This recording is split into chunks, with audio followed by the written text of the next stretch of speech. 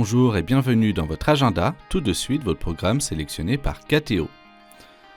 La Semaine Cathédrale, festival qui mêle chaque année théâtre, musique, film, revient pour sa 9e édition.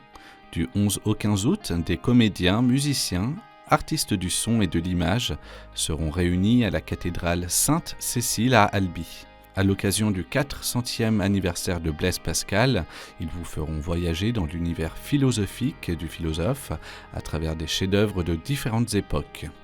En apothéose, le concert de clôture donnera à entendre des œuvres majeures inspirées par l'amour de Marie et de son divin Fils. Le programme complet sur semainecathédrale.com. Venez à l'écart dans un endroit désert et reposez-vous un peu. C'est cette parole de Jésus à ses apôtres qui sera le thème qui accompagnera cette retraite estivale destinée aux mères de famille seules. Du 14 au 20 août, n'hésitez pas à venir faire une pause avec vos enfants dans le cadre paisible du sanctuaire Louis et Zélie à Alençon dans l'Orne. Vous pourrez profiter également d'un temps de joie, de réflexion et de croissance spirituelle.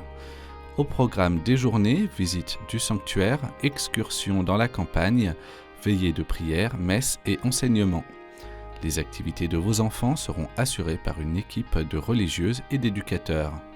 Plus de renseignements et accès au bulletin d'inscription sur sanctuaire-louisetzélie.com. Une retraite spirituelle pour mieux comprendre le sens de la scène et de la passion de Jésus.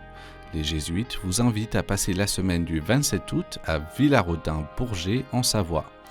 Toutes les soirées seront consacrées à la lecture de l'Évangile et suivies d'un repas pour échanger sur vos lectures. En journée, vous pourrez marcher librement en montagne. Un accompagnement spirituel est également proposé. Une messe viendra clore la semaine le 1er septembre. Plus de renseignements au 06 08 77 76 83 ou par mail à l'adresse ed.mazoyer@orange.fr.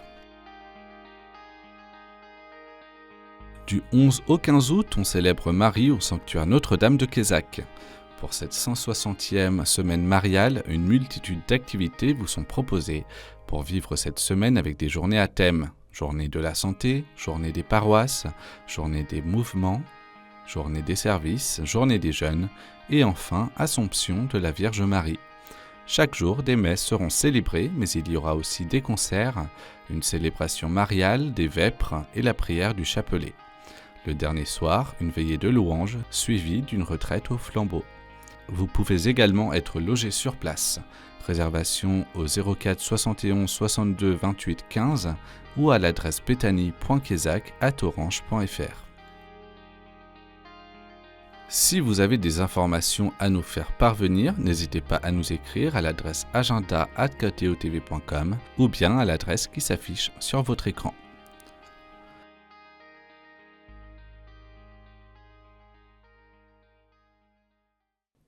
On se quitte en musique avec un extrait de Le chrétien doit être joyeux, interprété par les Colibris et tiré de l'album 15 hymnes de joie du pape François.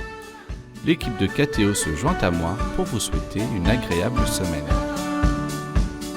Le chrétien doit être joyeux, nourri par la joie de Jésus.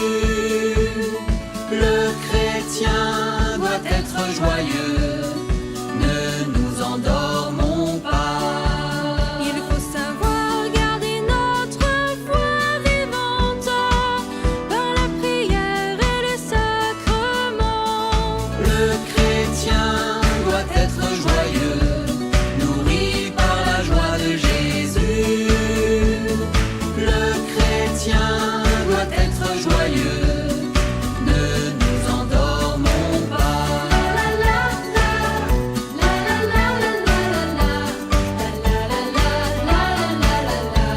La vie des chrétiens endormis et triste, ce n'est pas une vie heureuse. Le chrétien doit être joyeux, nourri par la joie de Jésus.